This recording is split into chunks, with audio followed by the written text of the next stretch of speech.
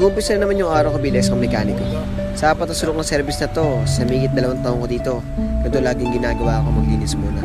Gusto ko kasi magtrabaho o gumawa pag malinis ang paligid mo. Marami nang sasabi, masarap daw maging mekaniko. Oo, masarap pero minsan mahirap. Kasi iba't ibang ugali ng customer yung na-encounter mo. Merong malaking tiwala sa'yo at meron din namang minsan mas marunong pa sa'yo. Sa bawat araw na pagpasok namin dito, hindi namin alam kung ano sila ng motorsiklo ang pwede namin ma-encounter. Kaya dapat laging handa ang isip at sarili mo. Hindi naman kami sobrang eksperto para kayang gawin natin sila ng motorsiklo. Kung isa ka ding mekaniko, aminin mo may kailangan ka din tulad ko. Hindi lahat kayang gawin, pero kung hindi mo susubukan at hindi ka magtitiwala sa sarili mo, walang mangyayari sa'yo, hindi ka matututo at hindi ka magiging progresibo. Ask the people.